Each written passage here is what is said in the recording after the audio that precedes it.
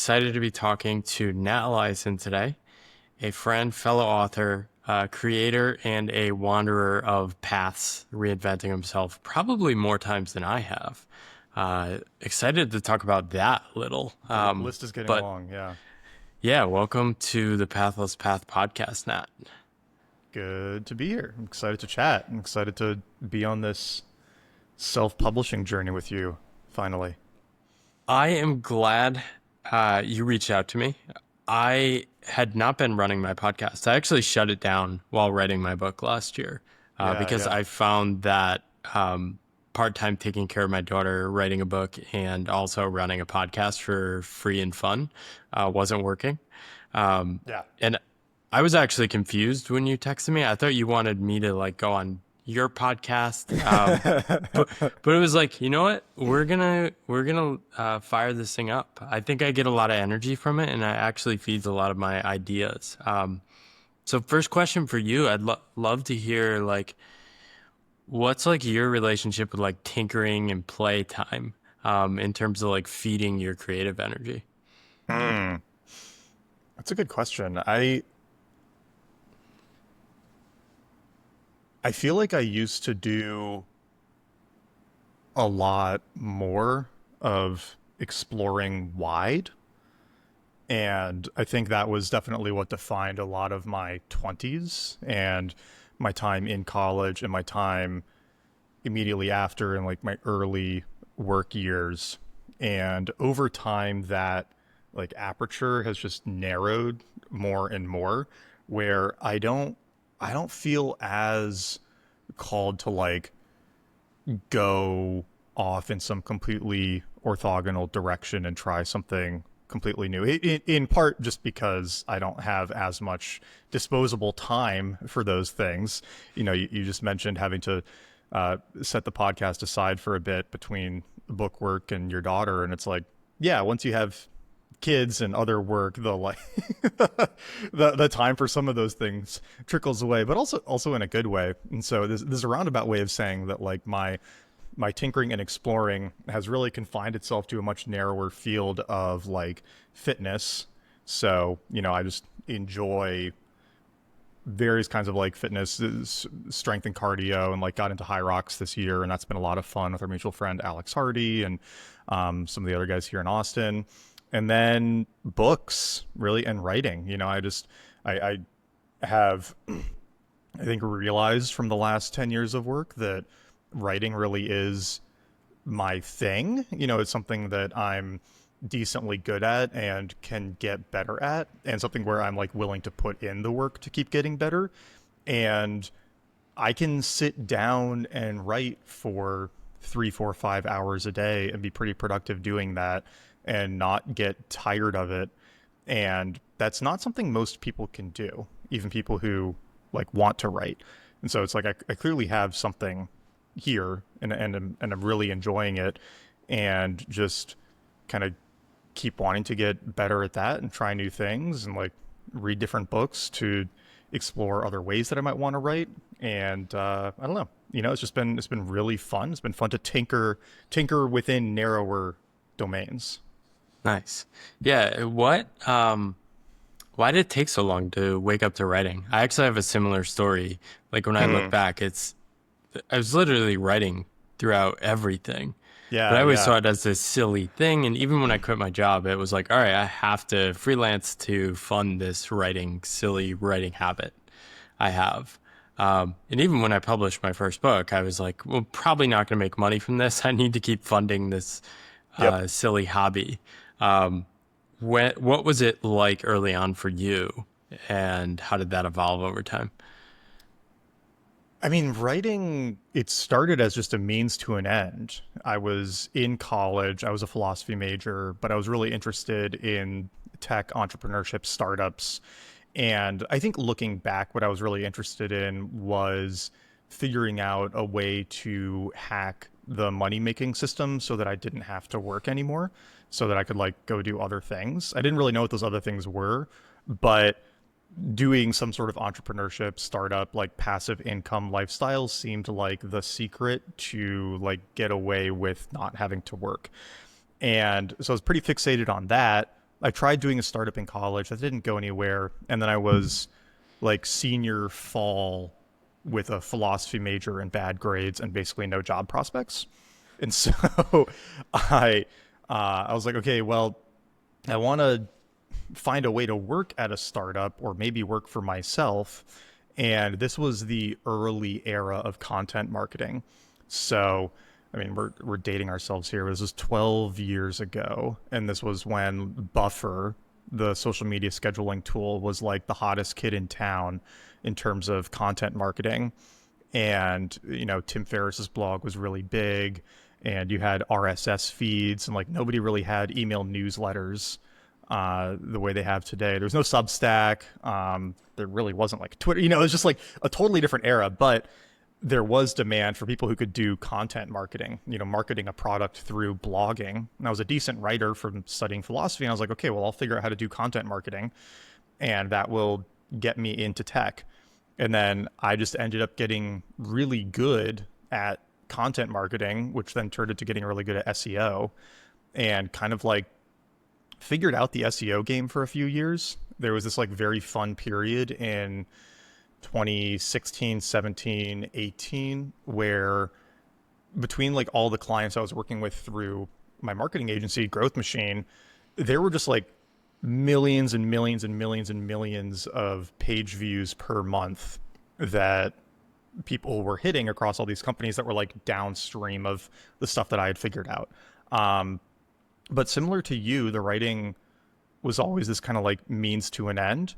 It was like, oh, the writing can't be the thing. The writing is how I start this agency business. And that's going to be, that building the agency and like hiring people and scaling that, that's what's going to pay off. And then it was, okay, writing content is how I get into crypto, but then like being in crypto and working in crypto, like that's going to be how I make the money. And after a little bit, and honestly, once I had enough of a cash cushion to justify it, I was just kind of like, you know what, maybe like just writing can be the thing. And writing like books in particular as a career is maybe one of the most bimodal careers there is, because 99.99% of people who ever set out to write a book will never make a living doing it. You won't finish the book, right? And even if you do finish the book, you either might not get a deal for it, or you might not sell any copies. And then even if you do get a deal, or even if you do start selling copies, it might never be enough to like pay your bills and whatever, right? The long tail of people earning much smaller amounts from books is like quite high, or is, the vast majority of people who get into it. But then at the other end, at the success end, there's almost no profession where an individual working alone has more leverage. Because if you're Stephen King, you can sit in your house in Maine and put out a book every year and get paid, $5 to $10 million per book, plus all of the residuals on every other book you've written, and like not need to build a business or like build a team, or like doing this. Like you can literally just write and be one of the most like per employee profitable businesses in the world. And so it is simultaneously this like kind of like numerically quite risky, but also potentially incredibly high leverage, incredibly successful, lucrative career. And like that's a little exciting too. It's a little fun. Yeah. And I've sort of always had this mentality, for better or worse, that like if there's one other person out there doing this successfully, then I can probably figure out how to do it too. And there's plenty of people who are, doing incredibly well with self-published fiction. And I find that very inspiring. And that's what's been driving a lot of my focus for the last year and change. Yeah, and we should mention at this point, I'll probably throw it in at the beginning too. Author of 2 books, Crypto Confidential and Husk. I loved both of them. It's a beautiful cover. I love this cover. They did a really good job. It came out great. Yeah. I'm a huge fan. I think the hardcover is going to look even nicer It should be in next week. That's awesome. Yeah. And so I'm like blown away just as a friend and fellow writer. Going from nonfiction to fiction is so hard. It's really hard. I, I've been dabbling with fiction just for fun. Like, Yeah. I haven't really shared much, but yeah, steep learning curve. Yeah. Steep learning curve. I mean, thankfully, I had a bit of a forcing function to figure it out because Crypto Confidential was so narrative driven. And I didn't really think about that at all when I got into it. I just sort of naively assumed that if I knew how to write articles, then I would know how to write an 80,000 word cohesive narrative. And I absolutely did not. And so that was a whole, like, very, very challenging learning journey, but, incredibly satisfying at the end of it. And so satisfying that at the end of it, I was like, I don't really care as much about focusing on nonfiction anymore. Like, I'm enjoying the storytelling so much more. I just want to focus there. Yeah, and the writing, that's sort of something I want to talk about. You wrote this book, Crypto Confidential.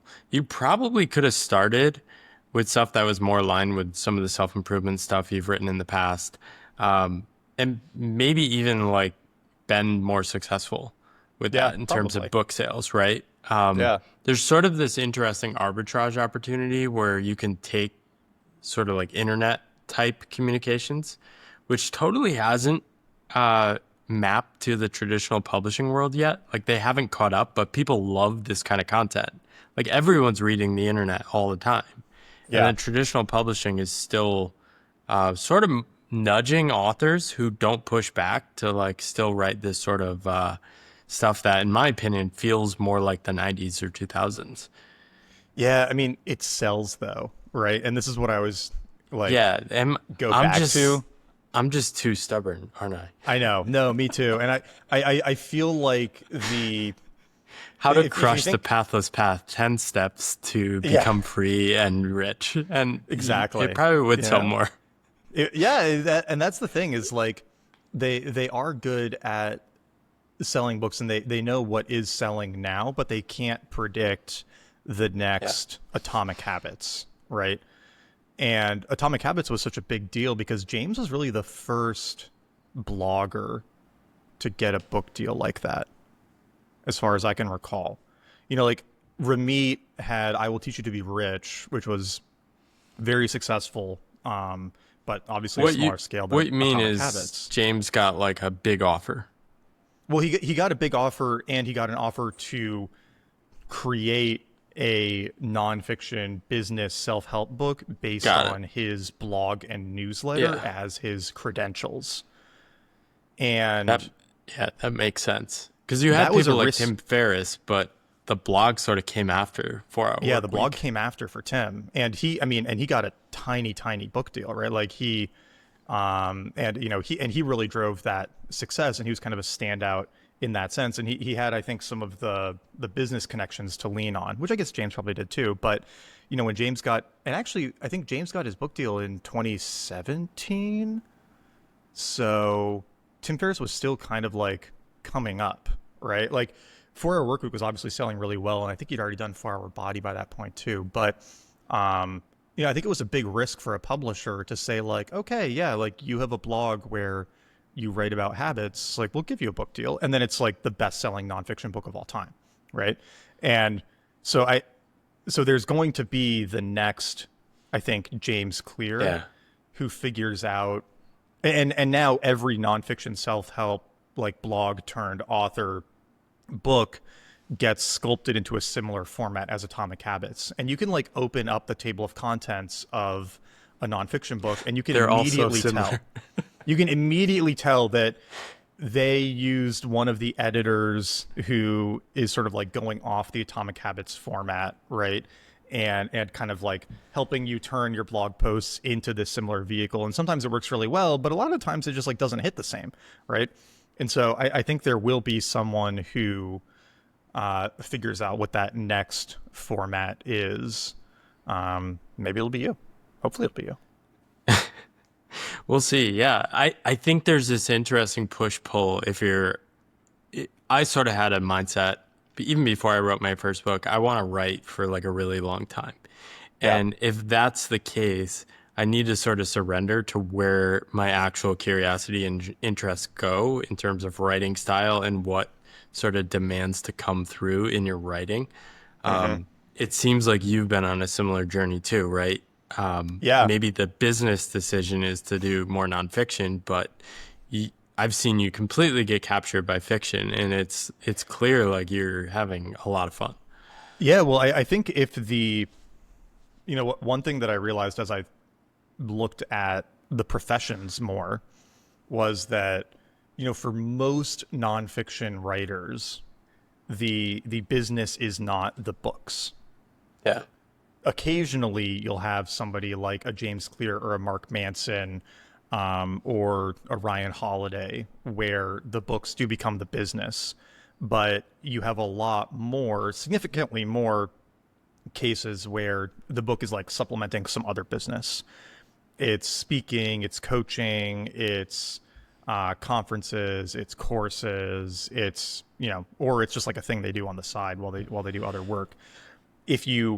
But if you want to be able to just like sit down and write books and then like publish them and move on to the next one, like I think there are almost more opportunities to do that in fiction, because at least in nonfiction I only have so many ideas and I can Yeah. only like rehash them so many times. And so there's a little bit of this like risk to it, where if the one or two books that like fully capture those ideas don't do well, then I have to like go figure out new ideas or something, right? Like it, and you see this a lot in nonfiction, where a nonfiction author will have like a really great couple of books, and then they kind of get like stuck talking about those same ideas over and over again, and you pick up like their fourth or fifth or sixth book and you're like, nah, I've kind of already read this, right?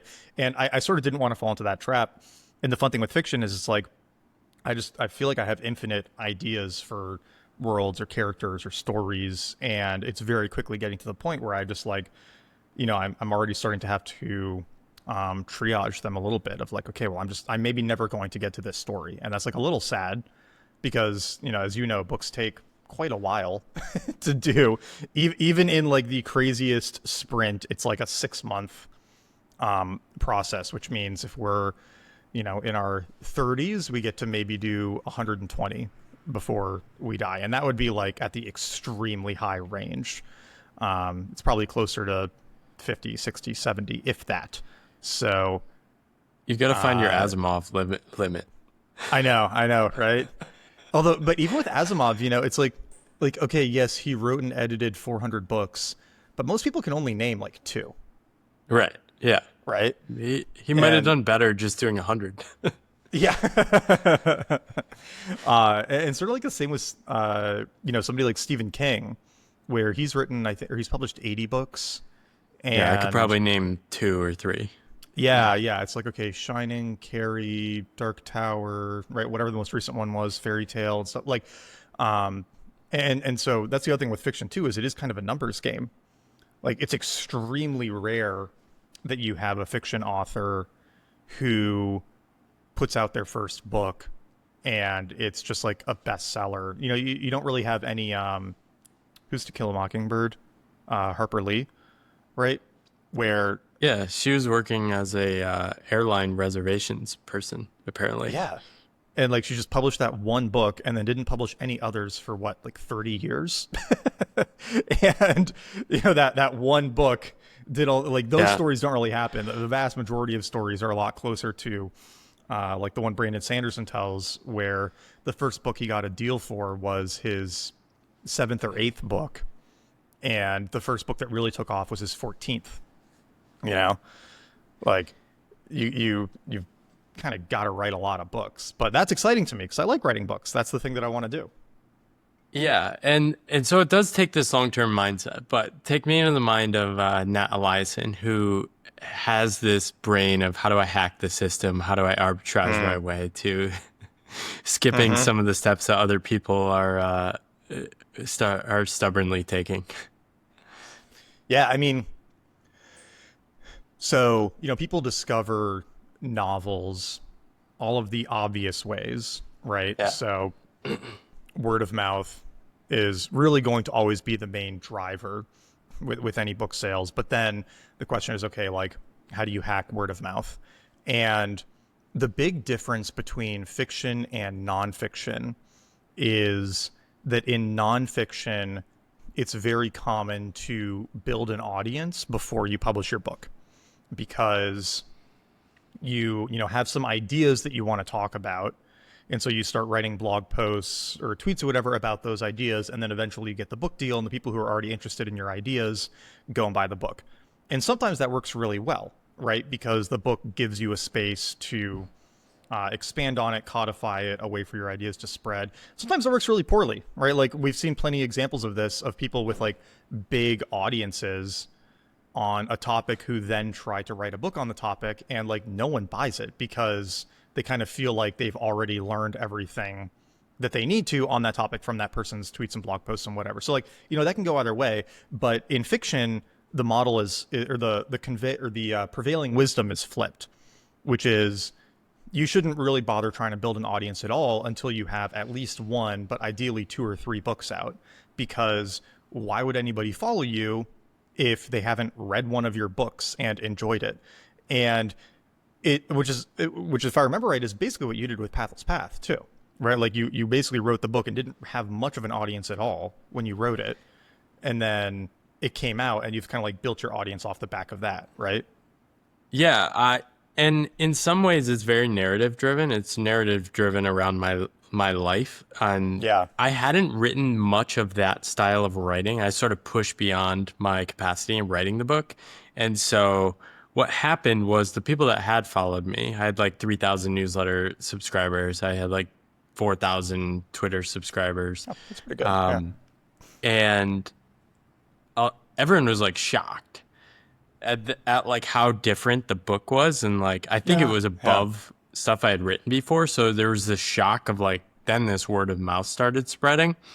And really the only thing I've done to lean into that, I literally did this yesterday. I had a random person I didn't know on Substack mention my book. I Hmm. just DM'd her. She said she's gifting it to friends, so I just DM'd her and That's said, cool. hey, let me send you 5 books. That's awesome. And so this is all I do nonstop behind the scenes, all one-off readers. I don't really focus on like big names and the sort of like top-down reach of other influencers. I just reach out to these like super fans who are already Yeah. spreading the book and just keep sending them books to give out. And I think that's a that's great way to do that's it. done really well. Yeah. And that's kind of similar to the fiction mindset.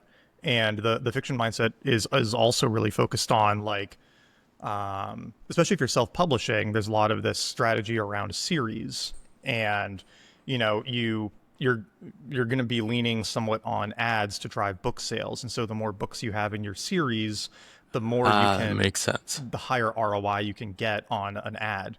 And so people will track their read-through rates through their series. And so if you know that, if I know that Husk 1 has a 70% read through to book 2, which has an 80% read through to book 3, then I can calculate the like average LTV of a new reader from selling a copy of Husk 1. And so I can put Husk 1 at like $2.99 on Kindle, and then put the subsequent ones at say $7.99, because once you're kind of like bought into the world, you're going to be, you know, interested in reading more, and you're going to have that follow through. And so now an ad conversion isn't just getting me the like $2 from Husk 1, it's getting me whatever that actually, like $12 from all 3 books or something. Or even better if they buy a paperback or hardcover, right? Or the Audible. And you've got like the R not factor, right? Like how viral is the book? When somebody reads it, do they tell a friend? And then you have these other strategies around like, okay, a novel, especially a novel in a series, can be a big ask, right? Because Husk 1 is 400 pages. So it's probably like a 6, 7, 8 hour read for an average reader. It's a decent ask. And you know that it's in a series. And so it obviously, you know, it resolves. It has a very satisfying payoff at the end, and it leaves room for it to continue beyond. But there's also that question of like, do I want to pick up a new series, right? Or do I want to spend 6, 7, 8 hours potentially with an author who I don't know if I actually like their writing style yet? And so part of what I've been working on the last couple of months is a novella. So a much shorter story, 120 pages in the same universe, but in a different period of time that could be read at any point in the series. So you could read the novella first, or you could read Husk 1 first. And so now I have a much smaller ask. Like, hey, 120 pages, you could probably read it in an evening, maybe 2 evenings, and then you'll really quickly get a sense of, do I want to read more of Nat's books or not? Or am I interested in this universe or not? And that becomes like a really cool way to get people into your world as well. And what a lot of fiction authors will do is they'll just like give a novella away for free if you join their email list. Oh, I And love so I'll that. probably do that too, where once it's done and published and I have like a PDF or an EPUB, anybody who signs up for the email list, I'll just give it to them for free, because they might just go buy the Kindle or the paperback or whatever, because reading an EPUB or PDF is kind of annoying, right? Or they'll want to support. But even if they don't, it's going to market the other books in the series. And so it becomes this very effective like onboarding tool. And the fun thing about not working with a publisher is that I own all of it. And so if I want to just take a month and blog the whole novella to my 50,000 newsletter subscribers, like I can do that, because the downside of having a career like I've had, where I've done, 8 different things in the last decade, is that basically no one has subscribed to me for fiction writing. Like literally 0 people on my newsletter have read a novel that I've written. And Yeah. so my conversion on those 47,000 subscribers is going to be significantly lower than it would for like a fiction author who had all those subscribers. So I kind of have to like find ways to nudge them to be like, hey, you're actually going to enjoy this, right? Because at the end of the day, the reason I got into fiction was like all of these ideas that I talk about in my newsletter and on my blog. I kind of just decided that like I could convey them better through stories than through direct explanation. And I so love that. a lot of the Husk world is informed by my writing on like philosophy of mind, nature of consciousness, happiness, denial of death, like concepts I've come back to a lot over the years, but then wrapped in this like fast-paced techno thriller. And that's been a very, very fun way to explore them. All right, so people listening now are like, wow, you're perfectly suited for self-publishing. You've got the marketing, all these things. And this is my thought when we first started hanging out and writing, like, wow, he would absolutely crush self-publishing. So why did you think traditional publishing was the best? I wanted to try And it. and this is sort of a fake beef. I really think it's a very different game to Yeah. publish in 2 different ways. But yeah, Yeah, yeah. interested to hear your perspectives on it, having gone down both routes. I mean, one, I wanted to try it. I was curious to see what it was like. And because I knew all of the self-publishing arguments very well from talking to you, talking to Eric, from looking into it quite a bit myself. But at the end of the day, like all of these big authors still go trad, right? And so why is Cal Newport still going trad? Why is Ryan Holiday still going trad? Why was Tim Ferriss still going trad? Like people who would be 100 times more effective at self-publishing than I would off the bat, like why are they working with publishers? And I kind of had the sense that like I wouldn't know until I tried it. And I also knew that even if I ended up not liking it, I would learn a lot about how books are made and how the like professionals make them and what goes into that, and which parts of the process they're actually really good at and which parts they're not. And that was very motivating, and getting the good advance was motivating too. It's like my advance for Crypto Yeah. Confidential was 275K, and the book hasn't done well enough where I'll probably ever like see more money than that. And so it was nice to have that as like the floor, right, for a first go at publishing. And it was portfolio within Penguin Random House, which is like a really great name, a really great publisher to get to work with. And so, very, very happy that I did it. And I absolutely loved and still love my editor there. Noah, was just wonderful. But there were a lot of other parts of it that were like pretty frustrating and pretty annoying. And so when I started working on Husk, I kind of had the same question of like, okay, do I try to get a trad deal for this, or do I go self-publishing? And all of the like financial and control and whatever arguments aside, like at the end of the day, working with a publisher was just not exciting to me. It was more like frustrating than it was energizing. And so even though I think there is a pretty compelling argument to like trying to get the trad deal for fiction too, because so many books do get bought in bookstores or get bought through these lists that, if Tor picks up the book and gives you a good advance, like they can make it a success in a way that will be very hard to do on my own. But it just wasn't exciting. I was like, I kind of want to try to figure this out. And going back to like hearing that somebody else figured it out is kind of like enough. I just, I kept finding more stories of self-published fiction authors doing incredibly well and getting this really good distribution.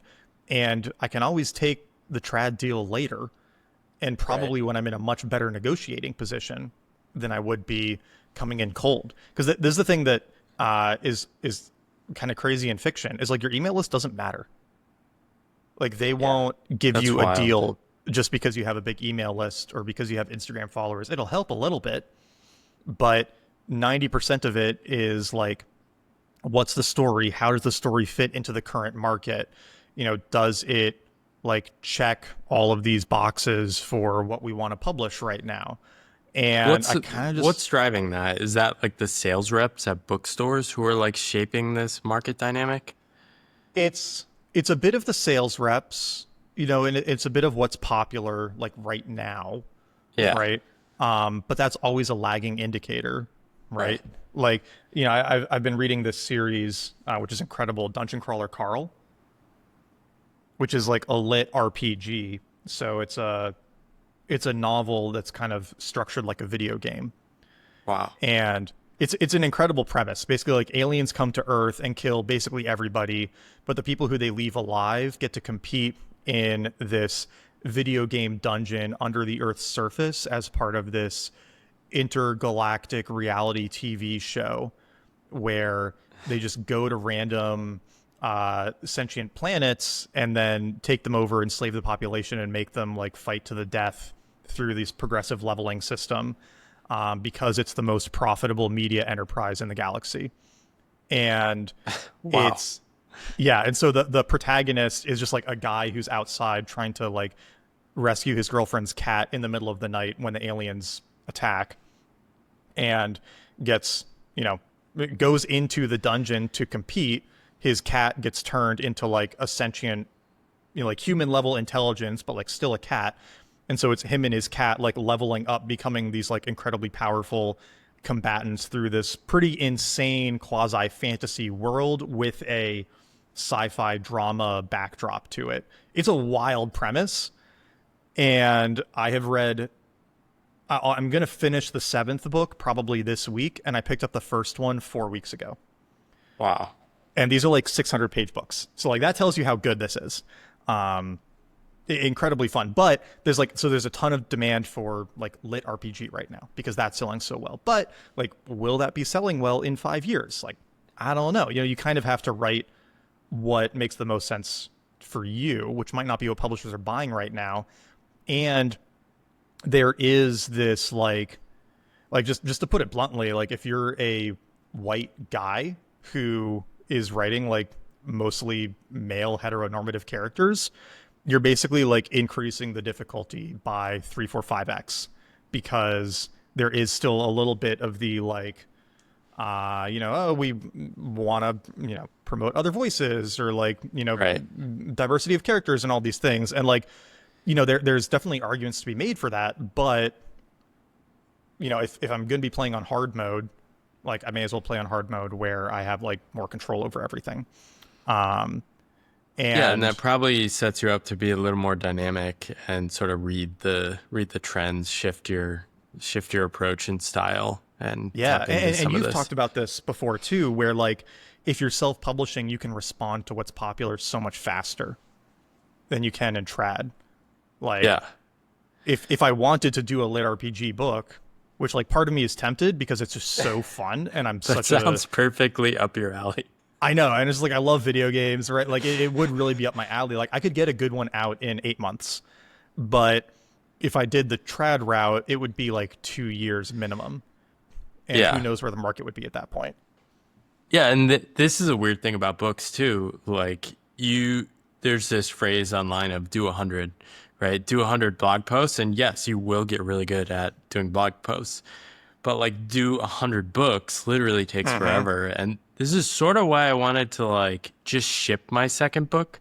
Maybe I could have like gone way deeper if I did 9 more months, but I sort of wanted to like get over the second book so I could then get to like the third and fourth books. Yeah, And I don't even know if I'll have another hit until like I honestly don't even know if I'll have another one. But I know I want to write a number of books, and self-publishing does give you that, right? Because you totally. can just put things out. You can even update it after you publish it Yeah. versus the 2 to 3 year timeline is very expensive, especially, I Oh mean, yeah. you're a bit younger than me. I'm 40, so I don't have much time left. Well, yeah, and the getting the reps in is so true. Like I I started the first version of Husk in November of 23. And I got it to a good, or I got it to what I thought was a good second draft by like July of 24. And then I got feedback on that and, basically just wasn't very good. Right. But I had written a whole 120,000 word novel at that point. And so I threw that novel in the trash and started over in August of 24 and then basically finished it February of 25, and now it's coming out in May, so next month. And so I wrote two novels in a little under 2 years, and while Husk has been getting produced, I've written this novella, which is actually pretty close to being done. I've got two drafts on it done. I'll probably get the third draft and maybe the final draft done in May. And so then that can probably come out around Thanksgiving this year. I'm almost 50,000 words into Husk 2. And so that will probably come out in like February or March of next year. And then there'll probably be another book in the universe that comes out mid late next year. And so it's just like the rep cycle is so much faster than if I was doing Yeah. trad. And I to a certain extent, yes, if you're going too fast, it's not going to be good quality. But a lot of why it takes so long in trad is that the way things are chunked up slow you down significantly. Like, sending it to your editor for feedback, you might not get that feedback for like 6 weeks. And you kind of don't know what you want to do during that period. You don't necessarily want to keep working on the book because you kind of need their sign off on stuff. And so if they want you to go in a pretty different direction or change something significant, you don't want to like spend that time making other edits. And then even once it's done, it might take them 8 or 9 months to get it to market. Whereas with Scribe, I think we can get it down to like 3 or 4 months. And so the cycles just get so much tighter. And I feel exactly the same way as you, where could I have spent another 6 months on Husk and done a couple more drafts, and would it have been better? I actually don't know. Sometimes when you keep editing, it gets worse, right? Like you need to kind of It's just very good. I thank you. ripped through it. Like And I you didn't loved the even read the book. final one. I think the final one's even better than the one you read. I'm Um, sort of sad about that. Like I want to stop reading your preview books. I oh, want, I'm you know, like it's now a fan of the series. Like I want to read the final one next time. yeah, that's fair. I could just save the final for you. But and that's a whole funny thing in fiction, where like with nonfiction, everybody knows what the book is about and like what's going to Right. happen in the book, and so you're not like spoiling anything or like wasting a beta reader by giving it to them early. But like fiction has surprises in it and twists and like plot arcs that really only hit the first time you read it, because the second and third and fourth are always going to be colored by roughly knowing what's happening. And that's actually been kind of a challenge for me, where it's like, okay, do I give this draft to someone knowing that I will not be able to give them a later draft and get their like accurate first reader impression on it anymore. That's kind of like a whole challenge with doing this kind of editing and feedback that I didn't have doing the nonfiction work.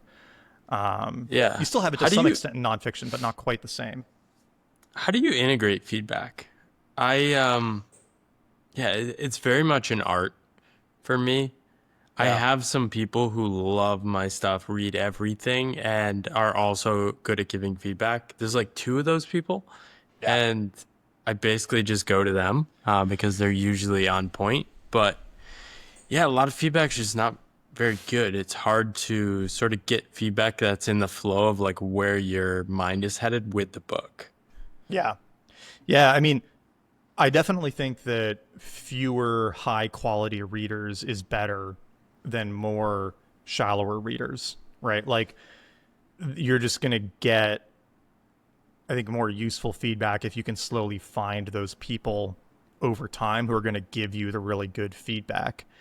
And I think it's just like a slow process of, sending stuff to people who seem interested, getting their feedback, seeing how insightful it is, and then like, okay, do I give this to them again in the future, right? And you kind of just like build your list over time like that. And it's often surprising people, like I have a friend who doesn't write at all. He's like a startup founder, tech guy, but reads an incredible amount of science fiction.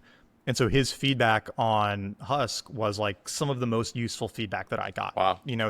He had very detailed thoughts and ideas, and like could see potential arcs that like even I hadn't thought of, and like it was awesome, but like wasn't the person you would expect on paper to give really good feedback. And then I've had other people who like do write a ton or do read a ton of fiction and are like super immersed in that world who give like no feedback. you Yeah. know Good and it's book. like, oh yeah, exactly, like, oh, I really enjoyed this part, and it's like, oh, okay, like I didn't expect that at all, but like good to know. And yeah, to your point, you kind of just have to like keep passing it to people and seeing what they come back with. And then when you find somebody who is really good, just like, I don't know, hold on to them for dear life, because I think a few good beta readers is like kind of all you need. Like a Yeah. book is at the end of the day a work of art and an expression of the author. And so you kind of need to have the confidence to do what you think is right, even if some people don't like it or if it's not going to resonate with everyone. But the right beta readers can definitely point out things that you might have overlooked or might have missed. And there's sub elements to that too, like especially in fiction writing, right? Like writing a female character is hard. It's harder than writing a male character for me. And so having a few female beta readers is very helpful because they can point out when I'm writing, when I'm writing a woman like a man, right? Like that's really useful to hear. And it's Yeah. something that I'm going to be more blind to than other parts, right? Um, it'll also surprise you sometimes, like the things that you think you need to work on, other people don't think you need to work on because they think those parts are fine, but there's something else that you're not thinking about that you do. And the thing that I've come back to is like, some people will say that you should give the book to like 10 or 20 or 30 people and see what people agree on as the things to improve or change or whatnot and focus there. And now I'm much more like, just see what people say and then compare it to my own intuition.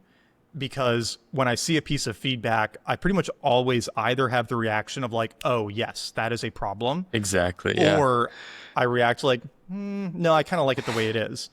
And I just don't second guess myself, right? Like, Yeah. and Same. I think early on in writing that can be dangerous because you don't want to be like, Dunning-Kruger, irrationally exuberant about your work quality. But like, I know I'm at least decent at this now, and I think I have a pretty good intuition of what feedback is correct or not. And just kind of like trusting that is very helpful. And honestly, like multi-shot GPT Pro, like putting the whole book in and getting 10 different rounds of feedback and seeing what it spits out.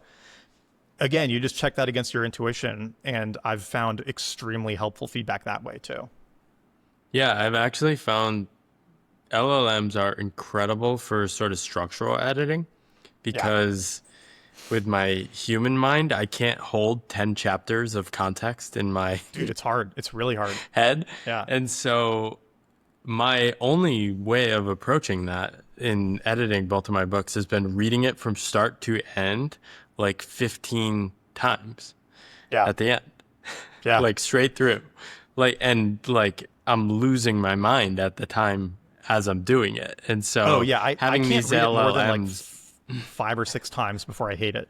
It's like I have to ration my own reads of the book, you know? yeah. And it's even crazier when it's like about your own life. You're like, is that even true anymore? Yeah. Did, Who's going to care about did I, this? Like, nobody's going to read this. Like, I'm an idiot. Just the mental talk is really fun. Yeah.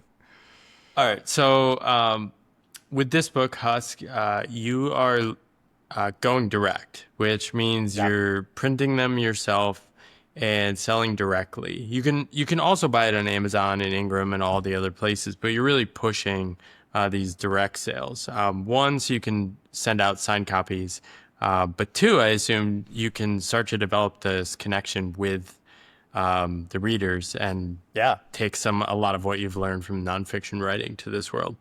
Yeah, absolutely. I mean, so for the pre-orders for Husk, I did this like bundle deal on my site where for the price of the hardcover, you get the hardcover, the audiobook, and the ebook.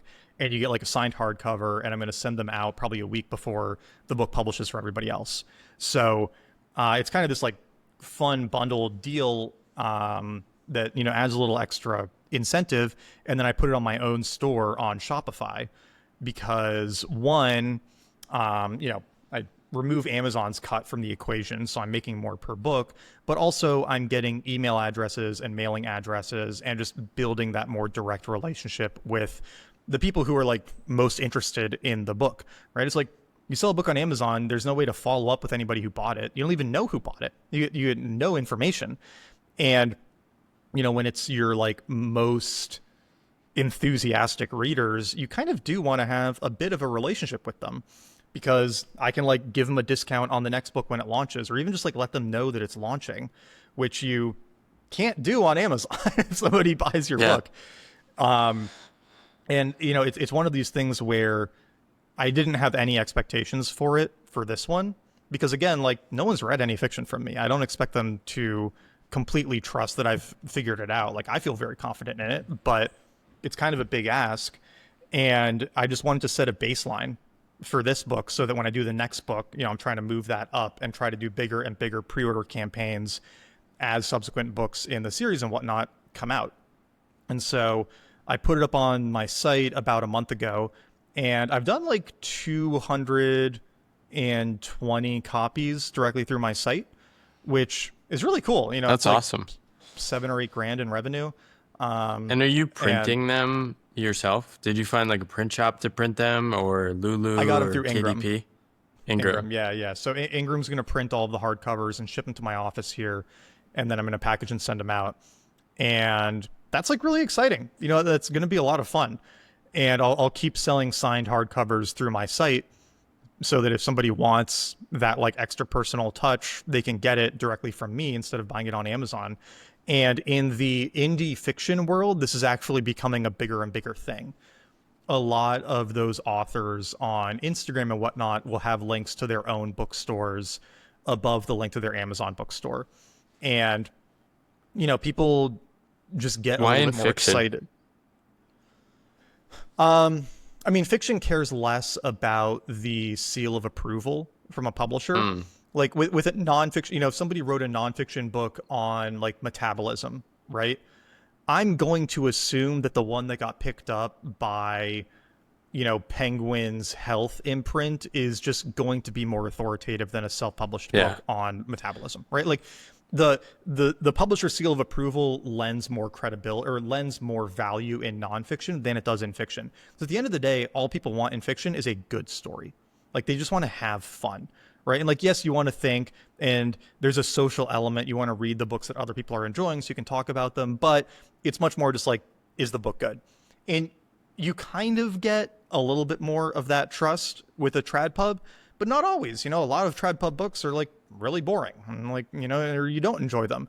And so people are way more open to self-published fiction, I think, than they are self-published nonfiction. And then you take that a step further, and people get excited about supporting someone who they follow on Instagram or TikTok or YouTube because they're kind of like building that relationship with that person.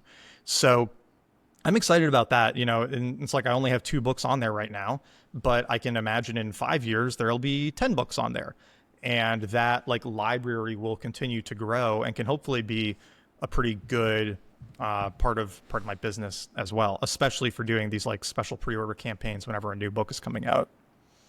Yeah, and you mentioned that if you see other people doing stuff, you sort of see, okay, I can do that too. Who are some of the Yeah. models? I'm guessing Brandon Sanderson Well, is Sanderson's interesting in because he doesn't keep the rights to his books. Like they're still published through Tor, but he keeps the really. rights to special editions. Ah, okay. So he sells a lot of special editions, and he sells a lot of merch and a lot of like related stuff. But Tor still does the like primary book distribution for him.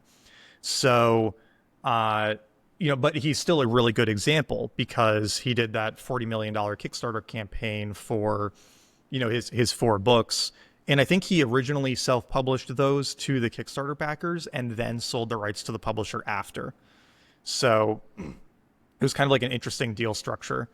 But I'm trying to think if there's anybody who's really crushing with their own self-published bookstore. I mean, Elliot Pepper set one up recently, and he seems to be leaning somewhat heavily on it. He just did an interview with Every about his writing process, and he's like an interesting guy to follow. But honestly, there like aren't a ton of people I've found who are doing it at like a really big scale, which is exciting. There's a lot of people self-publishing really successfully on Amazon, but doing it through Shopify is like a very new thing. And as far as I know, I haven't seen any big self-published fiction authors doing these pre-order campaigns on their own site the way like I was doing it. Some of them will do it through a bookstore. So you'll see that Right. kind of often where they partner with a local bookstore and the bookstore buys all the books from Ingram and then distributes it for them. But like doing all of their own fulfillment, you see less of. And so that's kind of like my twist on what's been working for other people right now is it's like this kind of exciting additional direction I can go in and just like see how it works. And there's an Yeah. argument against it because anybody who's buying from me beforehand is not buying on Amazon during launch week. So I might not get the same launch week pop, but I think that's worth it to build that closer relationship. Plus, if 50 of these people who are getting pre-orders read it in the week before launch and then post about it during launch week, that's 50 more people talking about the book than I would have had otherwise. And so that really helps get the like echo chamber effect going during that launch period, which is, again, just pretty important for getting the initial pop. Yeah, I love this. I think the industry is so weird because there's sort of this duopoly of the traditional publishing world and then Amazon. Yeah. And there's basically been no innovation in Oh, really? terms of like how books are sold, the payments infrastructure, the back end, the marketing, and it's not good for authors. And so when No. authors are making these debates like, oh, traditional publishers self-publish, I think it's silly. I want more experimentation. Yeah. So like I want to see more weird stuff from the traditional publishing world. I love what you're doing. I was just listening to Craig Mod and he's doing a book with Penguin, but he's retaining the rights for his $100 version of his book, Oh, cool. Yeah, yeah. which is very interesting, right? And just knowing that this exists is like risky for the traditional publishers because they basically are like, no, we don't do any special deals for anyone, right? Yeah. I do think we're at a tipping point where there's going to be more people like you that are sort of going the third way, and smart publishers are going to say, hey, let's invest in this guy who's building a long-term career. And eventually markets will converge on talent. I think so. And I think that as the marketing gets easier outside of a traditional publisher, the authors get more leverage too. And so many book sales are driven by Instagram and TikTok and YouTube, and the publishers don't do well there. Like nobody really follows the Penguin accounts or like engages with No. them, and their social media team is like not very good. It's always these like independent bookstagrammers, book reviewers who are driving a lot of this activity. And if you know how to build rapport with that audience, like that's who's going to drive most of the sales. It's not all through the bookstores the way it used to be. And especially in fiction, a lot of bookstores will just buy whatever's popular on Amazon. Like they don't care about the sales reps or what Penguin wants them to push. They do to a certain extent, but they also just want to sell books. Right. And so they'll just go on they'll go on Amazon and see what's ranking well, and they'll just order it from Ingram and stock it that way.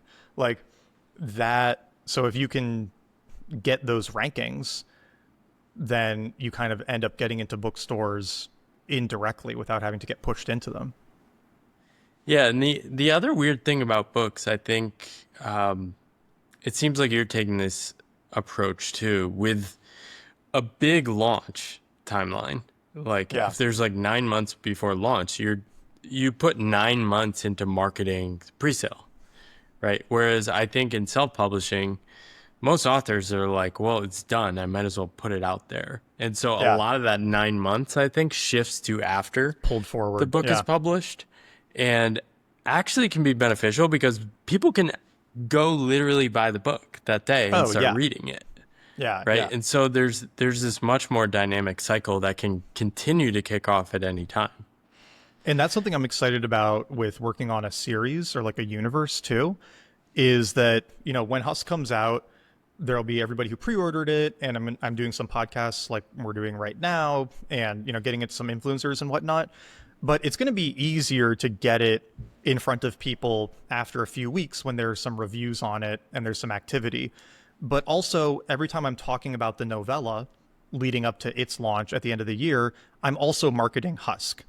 And then once the novella is out and I'm talking about Husk 2, I'm also marketing Husk and the novella, right? And so just by continuing to work and by continuing to put more books out, I am marketing all of the books.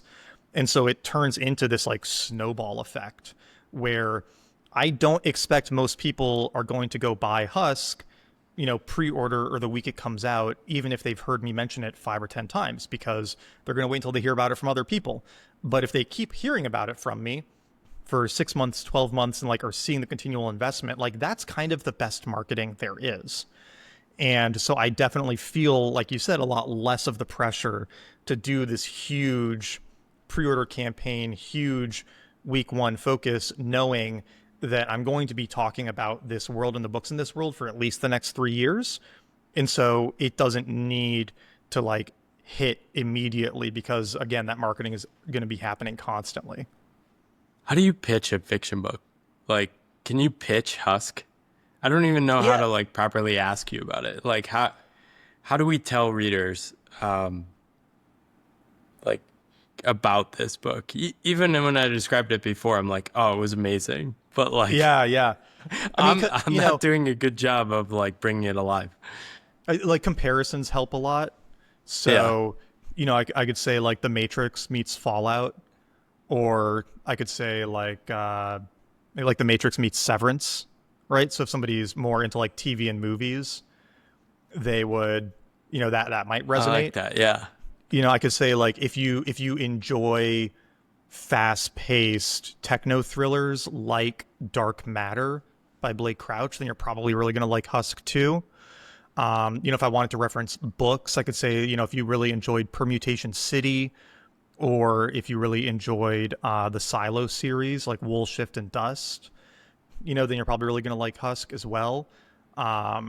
Those I think comparisons are the easiest way to do it. Again, like I have the blurb, right, and I have the Yeah. premise. I could say like, okay, humanity got wiped out by a plague, and the only people who survived transferred their minds into computers, most of the people had to transfer their minds to computers, and the only people left are this small selection of humans whose job it is to keep the servers running. And now somebody is trying to destroy this digital paradise, this digital immortality, and the main character Isaac has to figure out why and what to do about it. Right. So there's kind of like a lot of ways I can come at it for pitching it. But I often find the comparisons work the best, because that at least gets them to go to the Amazon page, and then the Amazon page they get the blurb, and then the blurb is like the next step, right? You think about it like multi-step that way. Awesome. So if you're on the fence, send me an email if you're listening or watching this. And the first person that emails me in the episode, I will actually send you my book, because I ordered one. Thanks, dude. Nat's probably not going to ship it to Asia. So we're going to reroute that to you in the US. So if you're listening, and only email me if you've like never done fiction before and want to give it a chance, because we want to get more of those people reading these books. I think and the great thing about sci-fi, I've been reading a lot more sci-fi in the past couple of years. Like, these questions are so important. Like, we're in a crazy timeline of life right now. Totally. Like, what's happening, like just the idea of the servers running, and there's a different context you're giving, but how much of our lives is based on having electricity and internet connection now? It's pretty scary. I mean, we're sort of already like slaves to the servers, and this is much. It's just more normalized, so we don't think idea. of like that. Yeah. And I mean, that is the fun thing about sci-fi, is it's like, we can explore what would happen if we take some of these ideas or these trends to their limit. And I also find that like sci-fi is often the one genre that like nonfiction people will read. And so I like having that angle too, where it's like, most of my audience is probably like nonfiction people, probably yours too. But if they read fiction, they often pick up a sci-fi novel. And so I'm trying to like get to those people too, which is also part of why it's like very fast paced and very readable. Like, it's not hard to get through if you're not a fiction reader. Yeah, I'm realizing I don't actually know what readers of my book read, which is inspiring me to go more direct and actually talk to readers. It'd be interesting to find out. I actually did a launch on Meta Label, which was founded by the former Kickstarter founder. And it positions books like you or whatever you're launching as something you collect. So I put out 250 free versions of good work, and there's just a lot of positive energy behind it, of people emailing me saying this is cool. Like, they get this cool badge that said I'm a collector of this release. And I'm a lot more excited about leaning in that direction, especially as I launch the special edition hardcover I'm doing this spring as well. I love that. It's a neat idea. I should reach out to them, see if they want to do something. Yeah, and it's actually shifted I was watching a video from Yancey Strickler. I'll send you this video, but he really helped me rethink a creative path, as you should be releasing stuff, right? As a creator, you're defined by your releases, and you should just be releasing more stuff, because the people that are following you want to like keep collecting stuff from you. Right? Like the super fans of a musician, and I think music has done this really well. Somebody like Drake is releasing songs literally all the time. Yeah. And it's just single, mashup, single. And it's nonstop. So it's something I've been thinking about a lot.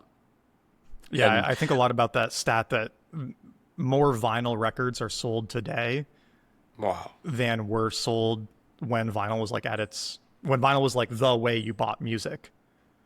Like, they actually sell more of them now than they did back then, because I think of the same thing. People are excited about collecting it. Yeah, and I think there's something there around books. I think this is the thing everyone misses. Less people are reading books. But the people that are reading books are reading more books. Yeah. I mean, book sales are at an all-time high for like all of history right now. People are buying. And I've heard this a lot too, that people will buy the audiobook for a book, and then if they like it, they'll buy the paperback or the hardcover. And that's this all the time. Basically their trophy for listening to the audiobook. And like, that's cool. Yeah. It's fascinating. How are you thinking about writing given your experiments with LLMs and AI? I know you've sort of built apps with it, you've played with it as a Yeah. writing coach, you've used some of the AI writing tools like Novel Crafter.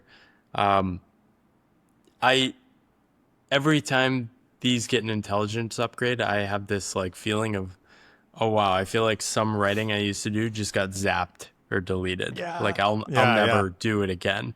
Um, but at the same time, I'm having more fun than ever. It's like this creative sparring partner that's like pushing me to think and write even more. Yeah. I think that, kind of like we're saying, people enjoy following people and they enjoy other people's perspectives on the world.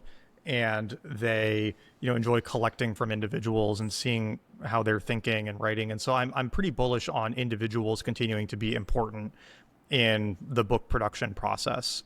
Like, I don't think like authors are going to be out of a job, because an author is, at the end of the day, like a person that people are interested in, like getting a certain style from.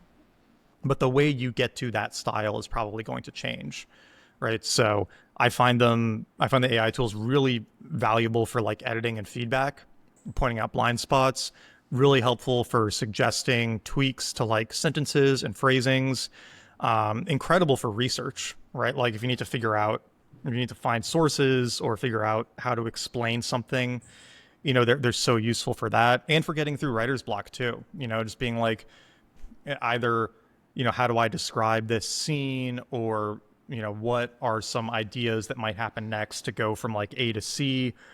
And, I find myself very rarely using what the AI writes, but the act of having a conversation about it with someone who is always available and responds immediately and Yeah. is like quite intelligent and well spoken, that is just like a major level up.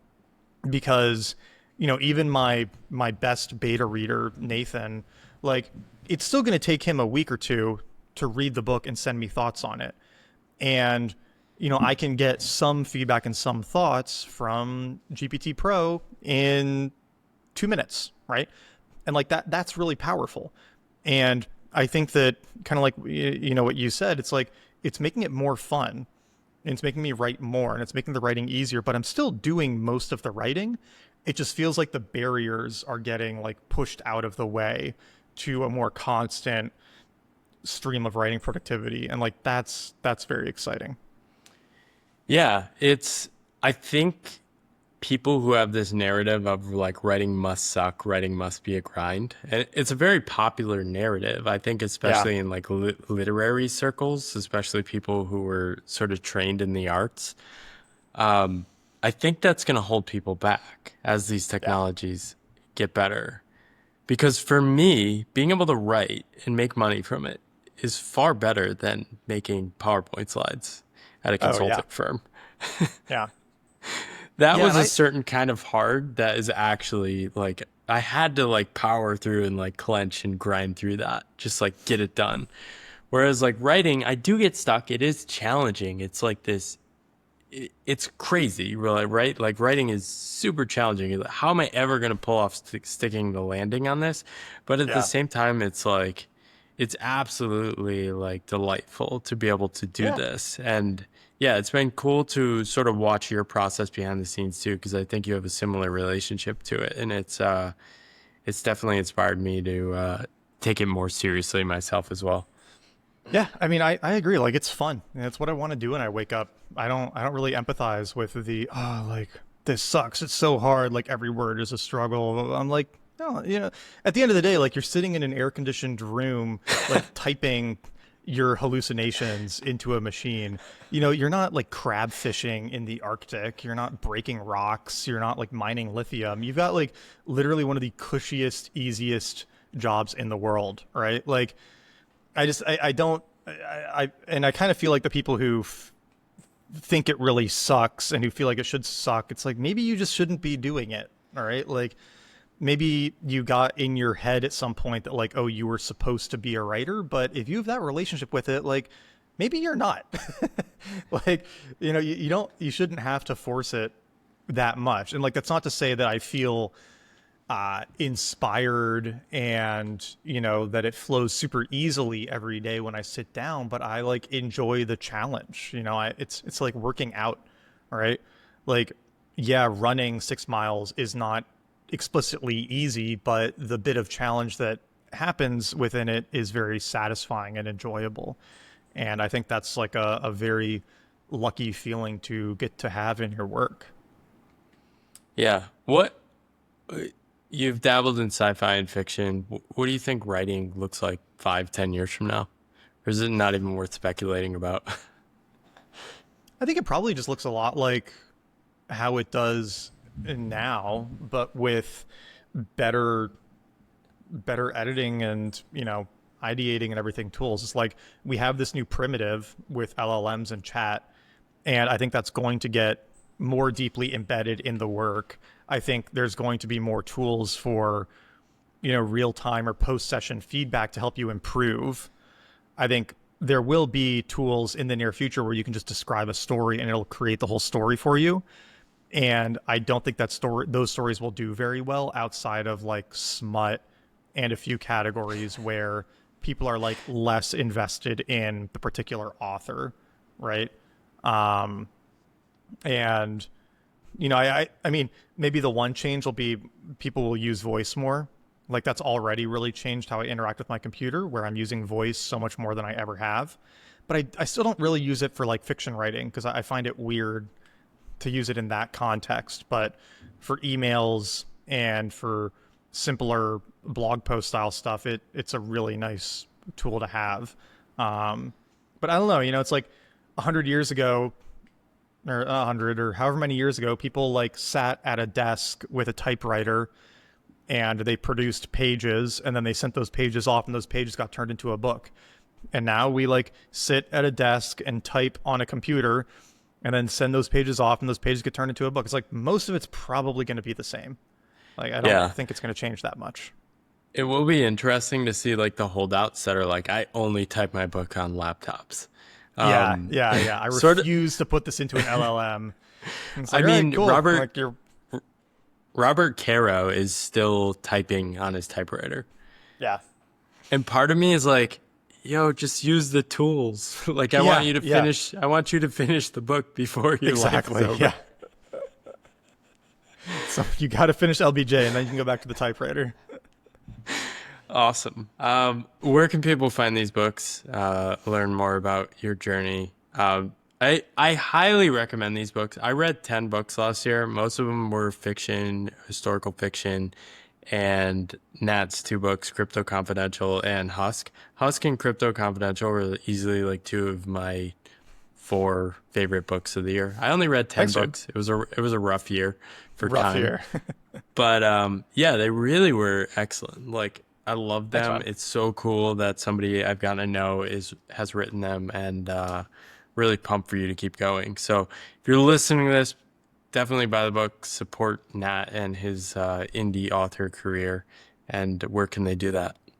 Yeah, so you can, if you want to buy Husk from me, you can get it at huskbook.com, and then I'll just redirect you to my store where you can find it, or you can find it on Amazon. So if you search Husk Eliason, then you should find it if it doesn't come up if you just search Husk. And depending on when you're listening to this, it comes out May 27th. So you can either pre-order it from me, you can pre-order it on Amazon, and it'll get to you. And then for like newsletter stuff, it's at blog.nateliason.com. And then for social media, I'm actually most active on Instagram now. I'm really not on X Awesome. anymore. Like I know you I'm posted about this on Substack the other day, but I Yeah, just I'm sort of off. Like yeah, yeah, I've been using Substack a lot more. I was actually posting on Instagram today, getting some more yeah. thoughtful replies, and yeah, I want to connect with people directly. I don't want to engage in a political global fight. I know. Yeah, it's just like it's just not a fun place anymore. Something about how the algorithms changed. So yeah, a lot more time Awesome. on Substack and Instagram. All right, email me if you're a fiction curious person and want that hardcover book I have. And if you're not one of the first people, I'm gonna buy some Kindle gift codes, which I think you can only Thanks, dude. redeem in the U.S. So I'm gonna Oh, buy a maybe. bunch of those and send them to people as well for the pre-sale. Thanks, man. Thanks so much, Nat. Hopefully, we're both still doing this and publishing books 10 years from now. but I think we rooting will for be. you and appreciate how you approach this. Thanks, Paul.